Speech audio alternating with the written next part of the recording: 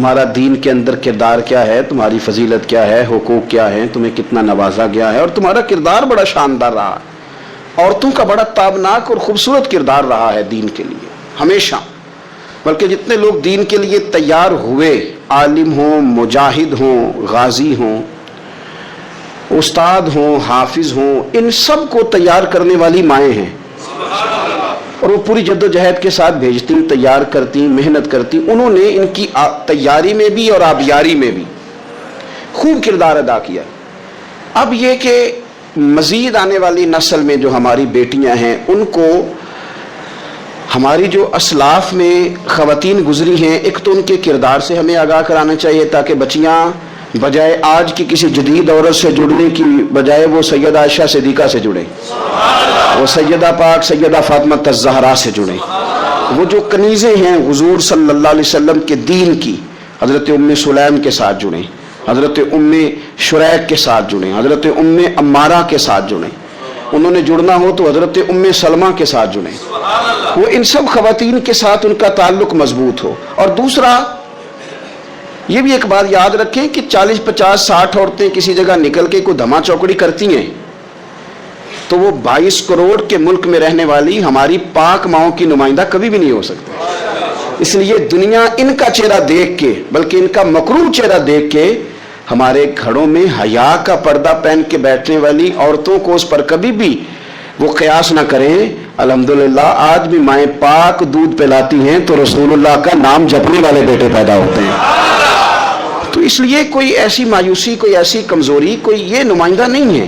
یہ تو چونکہ دنیا میں ہمارے ہاں ہوتا یہ ہے کہ کوئی بندہ کوئی فضول بات کرتا ہے تو میڈیا اس کو کوریج زیادہ دیتا ہے، تو لوگ سمجھتے ہیں پتہ نہیں کیا ہو گیا۔ ایسی کوئی بات نہیں ہے، یہ تو چند لوگ ہیں، وظیفہ خوار ہیں، خریدے ہوئے لوگ ہیں، اور ان کو جان بوجھ کے لا کے یہاں مسلط کیا جاتا ہے، معاذ اللہ پاکستان کی شکل دکھانے میں کچھ اپنے اس میں ملوث ہوتے ہیں تاکہ ایک بگڑی ہوئی صورت لوگوں کے سامنے پیش کی جائے۔ یہ وطن ہے داتا علی اجویری کا اور بابا فرید الدین مسعود گنج شکر کا، یہ اللہ والوں کا وطن ہے، یہ حضرت محدث اعظم پاکستان کا وطن ہے۔ اس کے اندر اس طرح کے لوگ کس طرح پنپ سکتے ہیں؟ تو ان کا وجود نہیں۔ تو قرآن حکیم نے ہمیں کہہ دیا کہ جو بھی نیک عمل کرے وہ مرد ہو یا عورت ہو، تخصیص کوئی نہیں، ہو مومن، مرد ہو چاہے عورت ہو، فَلَنُحْيِيَنَّهُ حَيَاةً طَيِّبَةً، ہم اسے پاکیزہ زندگی عطا فرمائیں گے۔ اللہ کے پیارے رسول صلی اللہ تعالی علیہ وسلم نے ارشاد فرمایا، حضور علیہ الصلوۃ والسلام ارشاد فرماتے ہیں کہ مختصر سی بات ہے، مسند امام احمد بن حنبل میں، انسان کے لیے جنت میں چلے جانا نا بہت بڑی کامیابی ہے۔ کیوں؟ اس لیے کہ اللہ کا دیدار بھی جنت میں اور مدینے والے محبوب کا قرب بھی جنت میں نصیب ہوگا۔ رسول کائنات علیہ السلام کے قرب میں بھی جگہ وہی جنت میں ملے گی، وہیں سب اللہ والوں کی زیارت ہے، وہیں سب کے لیے انعامات ہے، وہیں سب کا بسیرا ہے۔ قرآن مجید نے کہا اصحاب الجنتی هم الفائزون، اصحاب الجنتی هم الفائزون، یہ جو جنتی ہیں یہ کامیاب لوگ ہیں۔ تو نبی پاک صلی اللہ علیہ وسلم نے مختصر بات ارشاد فرمائی مسند امام احمد بن حنبل میں، حضور فرمانے لگے عورت 5 نمازیں پڑھے، اپنے روزوں کی حفاظت کرے، یعنی رمضان کے روزے رکھے، فرمایا اپنے خامند کی اطاعت کرے، نماز روزے کی پابندی کرے، خامند کی اطاعت کرے اور اپنی شرمگاہ کی حفاظت کرے، تو حضور فرماتے ہیں پھر قیامت والے دن نہ اس کے لیے جنت کھول دی جائے گی، وہ جس دروازے سے چاہے جنت میں داخل ہو جائے۔ پھر کھول دیا اللہ تعالیٰ نے اس کے لیے۔ دو ہی باتیں، ایک یہ کہ نماز روزے کا خیال کرے، خامد کی اطاعت کرے، شرمگاہ کی حفاظت کرے، تو جنت کے جس دروازے سے وہ چاہے گی نا اس کو داخلہ دے دیا جائے گا۔ تو عورتوں نے بڑے مضبوط ایمان کا مظاہرہ کیا ہے، مضبوط ایمان کا۔ پہلی مثال دیتا ہوں جناب ہاجرہ کی۔ حضرت ہاجرہ رضی اللہ تعالی عنہا حضرت اسماعیل علیہ السلام کی والدہ ہیں، جناب ابراہیم خلیل اللہ علیہ السلام کی اہلیہ ہیں۔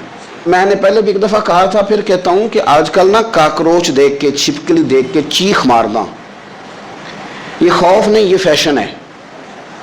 اسے پتہ چلتا ہے کہ یہ برگر فیملی ہے، اسے پتہ چلتا ہے یہ امیر لوگ ہیں، یعنی کاکروچ کھا جاتا ہے کہ چھپکلی کھا جاتی ہے، لیکن یہ نا جی وہ جی ہمارا بچہ چیخ مارتا ہے اس کو دیکھ کے، کیا مطلب ہے بڑا پڑھا لکھا جی، بڑی سوبر فیملی۔ یہ پڑھے لکھے نہیں، یہ بزدل ہونے کی علامت، کمزور پڑنا، ڈرنا، خوف کھانا، اللہ تبارک و تعالیٰ پر ایمان رکھتے ہوئے توکل میں کمزوری کرنا، معاذ اللہ، مسلمان کا تو یہ نظریہ نہیں نہ ہوتا.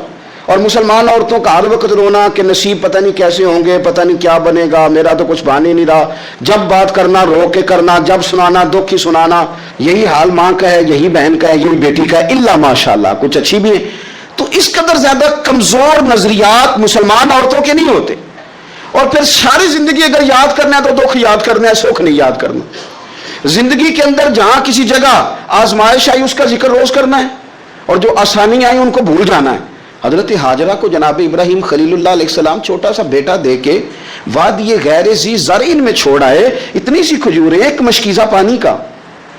اس خاتون کو وہاں کھڑا کیا, دور دور تک آبادی کوئی نہیں, جنگل کا سما ہے, پرندے تک آ کے نہیں چہکتے, کوئی چیز نہیں دنیا کی, لیکن ایمان اس کو کہتے ہیں, طاقت اس کو کہتے ہیں, کلمہ پڑھنے کے بعد کھڑا رہنا اور اپنے توکل کو مضبوط رکھنا اس کو کہتے ہیں. حضرت ابراہیم واپس لوٹ رہے تھے تو جناب ہاجرہ نے ایک سوال پوچھا, بس ایک.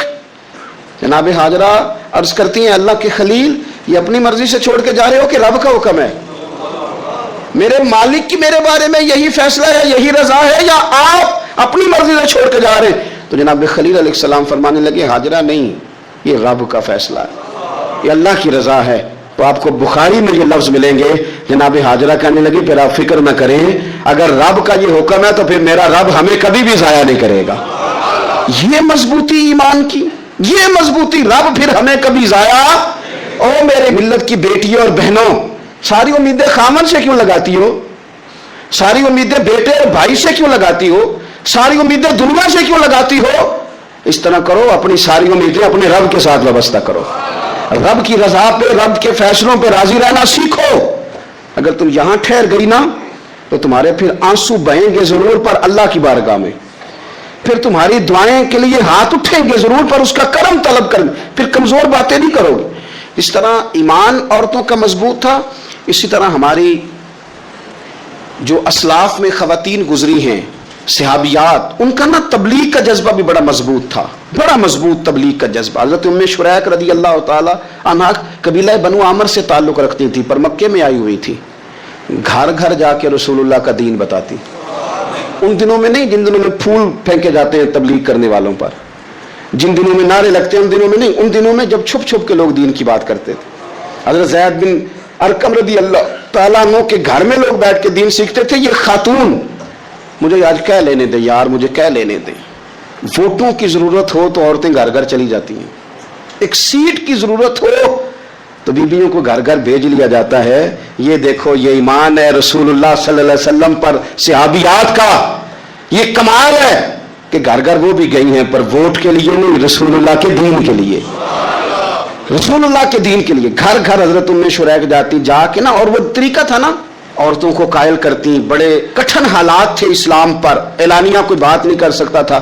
حضرت ام شریک کہتی ہے, میں عورتوں کو بلاتی, کہتی میری بات سنو. جب وہ قریب آتی تو میں نے نبی پاک کا دین بتاتی, سائیڈ پہ کر کے کونے میں, میں نہ تھوڑا تھوڑا, یار آپ ذرا اس کا لطف تو لیں, اس کا ذائقہ تو دیکھیں. حضرت ام شریک کہتی ہے میں گھر گھر جاتی بتاتی, تو کافروں کو پتہ چل گیا کہ یہ تبلیغ کرتی ہے. انہوں نے مجھے بلایا, کہنے لگے تیرے برادری اور قبیلے کا مسئلہ نہ ہوتا تو ہم تجھے قتل کر دیتے, اب ہم تجھے واپس بھیجتے ہیں. چند مردوں کو میرے ساتھ کیا, مجھے گھوڑے اور اونٹ کی ننگی پشت پر باندھ لیا. ننگی پشت پر لمبا سفر کرنا مشکل ہوتا ہے, پسینہ آئے, بڑی تکلیف ہوتی ہے گھوڑے پر بیٹھ. اب وہ کوئی کجاوا نہیں, کوئی چیز نہیں, اسی طرح باندھ کے لے گئے. اور فرماتی ہیں کہ 3 دن اور 3 راتوں کا وہ سفر تھا. رستے میں وہ خود چھاؤں میں بیٹھتے اور مجھے باندھ کے دھوپ میں ڈال دیتے. 3 دن میں نے زمین پر چلنے والی کسی چیز کی آواز نہیں سنی, لیکن وہ جب جب نبی پاک کے دین کی بات پوچھتے تو میرا کلیجہ خوشی کے ساتھ ٹھنڈا ہو جاتا, آنکھیں کھل جاتی, اور میں کہتی کیا بات ہے میرے نبی پاک کے دین کی. اس کیفیت میں بھی وہ تبلیغ کی لذت اپنی جگہ موجود. حضرت ام شریک رضی اللہ تعالیٰ عنہ فرماتی ہے ایک جگہ انہوں نے مجھے لٹا دیا باندھ کر, پیاس بڑی شدید تھی, پانی پینے کو دیتے نہیں تھے, روٹی کھانے, ایک عورت کی بات کر رہا ہوں, یہ خاتون کی بات کر رہا ہوں. آج کل تو ہمارے بچے شام کو سالن ٹھیک نہ پکا ہو تو موبائل توڑ دیتے ہیں. یہ قوم نہیں میدانوں میں جا سکتی, جہاد نہیں کر سکتی.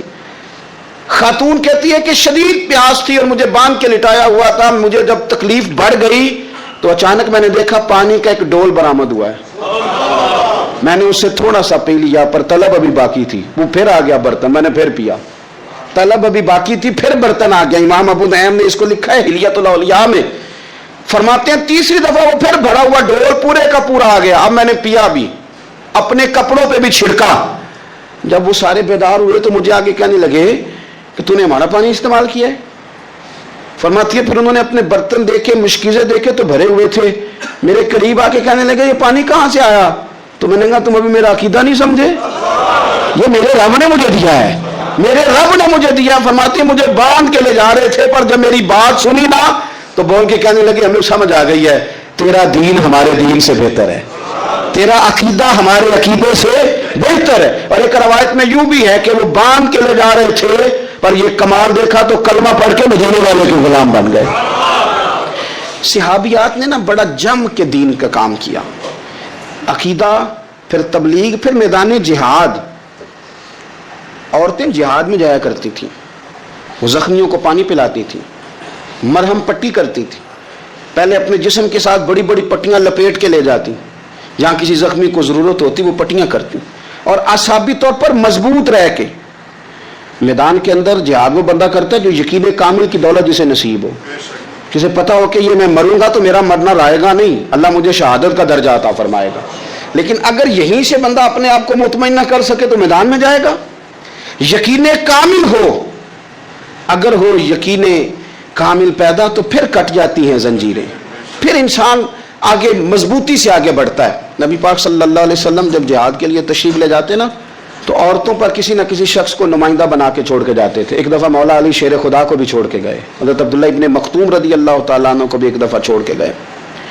ایک موقع پر نا حضور نے عورتوں کو ایک جگہ پہ چھوڑا پیچھے، تو وہ قلعہ تھا حضرت حسان بن ثابت رضی اللہ تعالیٰ عنہ، بڑا مضبوط قلعہ تھا۔ اس قلعے کے اندر خواتین ساری محفوظ کر کے ان کو وہاں بٹھا دیا گیا، حضور جہاد کے لیے چلے گئے۔ اب وہاں قلعے میں عورتوں کو اس لیے رکھا گیا تھا کہ یہاں یہودی بھی ہیں، تو ایسا نہ ہو کہ ہم باہر لڑیں تو وہ اندر سے کوئی شرارت کر دیں، لہٰذا عورتیں محفوظ رہیں۔ حضرت حسان بن ثابت رضی اللہ تعالیٰ عنہ کی ڈیوٹی تھی تلوار لے کے حفاظت کرنے کی، تو ایک یہودی آ گیا، وہ اب ٹو کرنے لگا، تجسس کرنے لگا کہ یہاں عورتیں ہیں تو کوئی مرد بھی ہے کہ نہیں، دائیں بائیں دیکھنے لگا۔ حضرت صفیہ رضی اللہ تعالیٰ عنہ نے توجہ کی، جناب حسان بن ثابت سے کہنے لے 1 منٹ لگا اس کی گردن مار دے، ایسا نہ ہو کہ یہ جا کے بتا دے، گردن اڑا دے۔ حضرت حسان بن ثابت ذرا تھوڑی کوشش کرنے لگے، ارادہ کرنے لگے، آگے بڑھنے لگے، تو ابھی وہ تیاری میں ہی تھے تو حضرت صفیہ رضی اللہ تعالیٰ عنہ خود نکلی پیچھے سے ہو کے، ذرا سا ایک ستون کے پیچھے چھپی، ہاتھ میں بڑا سا ڈنڈا پکڑا، وہ آپ کے قریب سے گزرنے لگا۔ تو یہ خاتون کی بات کر رہا ہوں، خاتون کی، کسی مرد کی ضرورت ہے عورت کو تنگ کر جائے؟ شرط یہ ہے کہ عورت کے اندر بھی تو غیرت ایمانی ہو نا، اس کے اندر بھی تو وہ قوت ہو نا، ایسا نہ ہو کہ وہ کمزور پڑ جائے۔ ہاتھ کے اندر ڈنڈا تھا، جب وہ یہودی پاس سے گزرنے لگا تو اللہ اکبر کہہ کے بی بی نے اتنے زور سے مارا ڈنڈا، حضور کی پپھوں نے ایک ہی ڈنڈا کھایا اور وہ زمین پہ ڈھیر ہو گیا۔ حضرت صفیہ نکلی اور جناب حسان بن ثابت سے کہنے لگی مجھے آتی ہے شرم، کیونکہ جب کسی کو مار دیا جائے تو اس کا مال مال غنیمت ہے نا کافر کا، اب اس کی زرہ اتارنی ہے، اس کی تلوار لینی ہے۔ فرمایا مجھے شرم آتی ہے، وہ مرد ہے، اس طرح کرو مار میں نے دیا، سامان تم اتار کے لے آؤ۔ یہ قوت تھی مسلمان عورتوں کے اندر، یہ شوق تھا، یہ جذبہ تھا۔ ہمارے ہاں نا اور روز روز کی کمزوریاں، عورتوں کا روز آنسو بہانا اور جہاں بھی سنانا دکھ ہی سنانا، اس نے انہیں کمزور کر دیا ہے۔ آپ کے ذہن پہ چیزیں سوار ہو جاتی ہیں نا، تو یہ جو مرد زیادہ رہتے ہیں نا عورتوں کے ساتھ، زیادہ وقت گزارتے ہیں، زیادہ داستانیں سنتے ہیں، ان میں وہ ساری چیزیں پیدا ہو جاتی ہیں۔ آپ نے ناراض نہیں ہونا، میں دعوے سے کہتا ہوں کہ جو جوان اپنی اماں کے اور ابا کے شکوے کرنے لگ جاتا ہے نا، اس نے 1.5 گھنٹہ باتیں سنی ہیں بیوی کی، ایسے مفت میں نہیں شکوے کر رہا، اس نے ہلکا ہلکا کہیں جی بھی کیا ہے، تو تب یہ ساری کہانیوں نے جنم لیا۔ آپ جس کی صحبت میں بیٹھیں گے اس کا کچھ نہ کچھ اثر ہے، بلکہ عارف رومی تو کہتے ہیں کہ شیر کے بچے کو بکریوں میں چھوڑ دو، بکری بن جائے گا۔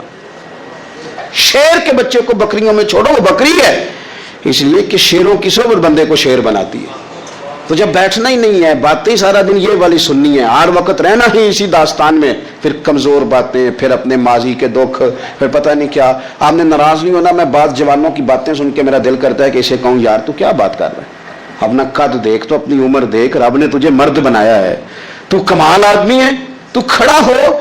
अगर इस तरह उम्मत मुस्लिमा के नौजवान रहेंगे तो मैदानों में किसने निकलना? बात बात पे रो जाना, बात बात पे सहम जाना, हालात के सहमे हुए लोगों को बता दो हालात बदल जाते हैं, एक जैसे नहीं रहते। आपकी तबीयत में दलेरी और वकार होना चाहिए। हजरत अस्मा बिनते अबी बकर सिद्दीक, हजरत सिद्दीक अकबर रदी अल्लाह ताला अन्हो की वो साहिबजादी हैं जो हजरत आयशा की बड़ी हमशीरा है। रात को गारे सौर में मर्द जाते डरते हैं, आज भी डरते हैं। और जनाब अस्मा नबी पाक की रोटी लेके जाया करती थी। फिर अल्लाह ने इनको बेटा दिया, हजरत अब्दुल्ला बिन जुबैर, ये हुजूर की पुप्पी के नवासे हैं। हजरत जुबैर बिन अवाम अशरा मुबशरा से अभी उनके बेटे हैं। और ये वो खुशबख्त जवान है जिसको गुट्टी नबी पाक ने अपने लुआब दहन से अता फरमाई। यजीदी फौजों के खिलाफ इमाम हुसैन के बाद जो आदमी बाकायदा मुरत्तब फौज के साथ मैदान में आए वो हजरत अब्दुल्ला इब्न जुबैर हैं। मुरत्तब करके अपना लश्कर लेके निकले। हजरत अस्मा बूढ़ी हो गई थी, 90 साल उम्र थी, नजर नहीं आता था। हजरत अब्दुल्ला इब्न जुबैर जब लड़े यजीदी फौजों के खिलाफ तो कुछ साथी शहीद हो गए, कुछ के कदम पीछे हट गए। हजरत अब्दुल्ला इब्न जुबैर माँ के पास आए और माँ से आके कहते, अम्मा मेरे कुछ साथी कमजोर पड़ गए, कुछ शहीद हो गए और ये बड़े सख्त लोगों की फौज से हमारा मुकाबला है, तू इस वक्त तेरे साथ कोई खिदमत गुजार नहीं, मैं तेरा अकेला सहारा हूं। माँ तू बता मैं क्या करूं, आगे जाऊं कि वापस मुड़ूं? नाबीना है हजरत अस्मा, उम्र है 90 साल। बेटे की पुश्त पे हाथ रख के कहती हैं, पुत्र पहले ये बता कि तू हक पे है कि नहीं, तू हक पे है कि नहीं? इन माओं की गोद में इस्लाम पला करता था, हक पे है कि नहीं? तो हजरत अब्दुल्ला इब्न जुबैर कहने लगे, अम्मा मैं हक में हूं। तो हजरत अस्मा कहने लगी, पुत्र फिर मैदान में जा और मेरा पुत्र एक मेरे साथ वादा कर, कोई भी तीर पुश्त पे ना खाना, सारे सीने पे खा के आना। हजरत अब्दुल्ला इब्न जुबैर कहने लगे, अम्मा ये बड़े जालिम किस्म के दुश्मन है, ये आंखें निकाल देते हैं, होंठ काट देते हैं, जिस्म के टुकड़े टुकड़े करते, तू सह लेगी? क्या जवाब है, क्या ताकत है, क्या हिम्मत है। हजरत अस्मा फरमाने लगी, पुत्र बकरे को ना सिर्फ ज़िबा होते वक्त तकलीफ होती है, खाल उतरते वक्त कोई तकलीफ नहीं होती। जा मेरा बेटा मैदान में। हजरत अब्दुल्ला इब्न जुबैर शहीद कर दिए गए। उनकी लाश मुबारक मक्का मुकरमा के चौक में जन्नतुल माल्ला के पास लटका दी गई। हज्जाज बिन यूसुफ ने हजरत अस्मा को बुलाया और बुला के कहने लगा, तुझे पता है तेरा बेटा लटका हुआ है? फरमाने लगी, हाँ मुझे पता है, ये बचपन से ही शाह सवार है, ये घोड़ों पे रहना ही पसंद करता था। और फिर क्या जुमला कहा। हज्जाज के लोग कहते हैं ये फौजों में और तलवारों की झनकार में कभी नहीं कांपा था, पर हजरत अस्मा जो नाबीना हैं उनके जुमलों ने नर्जा तारी कर दिया। फरमाने लगी, हज्जाज मेरा पुत्र लटक गया है, कहीं तेरे आगे झुका तो नहीं ना? लटक ही गया है, झुका तो नहीं मेरा पुत्र? 14 दिन तक लटके रहे, लाश मुबारक लटकी रही, लेकिन हुजूर का लुआबे दहन था ना। लोग कहते हैं करीब से गुजरते थे तो दूर दूर तक खुशबुएं फैली हुई, दूर दूर तक। माए एक सहाबिया है, नाम है उम्मे अम्मारा, जंगे ओहद में जख्मियों को पानी पिलाती, अपने 2 बेटे अपना शोहर लेके ओहद में आई, जख्मियों को पानी पिलाती हैं, मरहम पट्टी करती हैं। अचानक जंग का पासा पलट गया। वो दुर्रे पे जो लोग हुजूर ने मुकर्रर किए थे वो गलत फहमी की वजह से दुर्रा छोड़ गए, हालात और हो गए, अजीब सा माहौल हो गया। फिर ये भी अफवाह फैला दी गई कि माज़अल्लाह हुजूर शहीद कर दिए गए। लोगों के हौसले बड़े और रंग इख्तियार करने लगे। हुजूर के गिर्द थोड़े से लोग रह गए। ओ मेरे भाइयों, ओ मिल्लत की बेटियों बहनों, ये है तुम्हारा अंदाज दीन की खिदमत में, ये खवातीन का अंदाज होता है। हजरत उम्मे अम्मारा पहले जख्मियों की मरहम पट्टी करती थी, अब सारा कुछ फेंक दिया, तलवार ली और जाके ना हुजूर के गिर्द खड़ी हो गई। कहने लगी, आए ना कौन आता है मेरे करीम के पास, आके दिखाए ना कोई, असा कीती है जान हवाले रब दे, ऐसा इश्क कमाया है, असी मरन तो अगे ही मर गए बाहू, असा ता मतलब नू पाया है। आके खड़ी हो गई। हुजूर फरमाते हैं, मैं दाएं देखता था तो उम्मे अम्मारा होती थी, मैं बाएं देखता था तो उम्मे अम्मारा होती थी, आगे देखता था तो उम्मे अम्मारा, पीछे उम्मे अम्मारा। हुजूर फरमाने लगे, तू तो बहुत सारे लोगों से सबकत ले गई है, तू तो बड़े सारे लोगों से आगे निकल गई है, उनको जख्म लग रहे हैं, तीर आ रहे हैं, पर खातून होके डटी हुई है। रसूलुल्लाह सल्लल्लाहु अलैहि वसल्लम के सामने खड़ी हुजूर पर आने वाले तीर अपने वजूद पे लेती हैं। ओ मेरे अजीज, रसूल पाक अलैहिस्सलाम ने फरमाया, तुझे रब ने बड़ा हौसला दिया है, اتنا گہرا زخم بازو میں آیا کہ غار بن گئی غار. اللہ کے پیارے محبوب نے نظر کرم فرمائی. حضور نے فرمایا کچھ مانگ لے. کہنے لگی سونیا اگر میری خدمت قبول ہے تو دعا کر دیں اللہ قیامت کے دن بھی آپ سے دور نہ کرے, رب دور نہ کرے. حضور نے دعا کر دی, اے اللہ اس کو اور اس کے خاندان کو قیامت میں بھی میری رفاقت دینا. حضور کی دعا سنی تو باہر نکلی, فرمانے لگی لوگوں لو پھر میں نے اپنا مقصد پا لیا ہے, میں کامیاب ہو گئی ہوں. اب دنیا کی کوئی مصیبت بھی میرے اوپر آئے تو مجھے کوئی پرواہ نہیں, اس لیے کہ مدینے والے نے یہاں بھی کرم فرما دیا ہے وہاں بھی کرم فرما دیا ہے. یہ طاقتیں تھیں ان خواتین کو. ایک تابعی بزرگ تھے حضرت ابو عبد الرحمن فروغ صاحب تاریخ بغداد نے لکھا ہے وہ جہاد پہ چلے گئے, 30,000 دینار اپنی بیوی کو جاتے دفعہ دے گئے. کہنے لگے لو پاس رکھ لو, اور بیٹا بھی ماں کی گود میں ہی تھا. کچھ نے لکھا پیدا ہو چکے تھے, کچھ کا کہنا ہے کہ ان کے جانے کے 1-2 ماہ بعد بیٹے کی ولادت ہوئی, اور بیٹے کا نام کیا ہے ربیعہ بن ابو عبد الرحمن.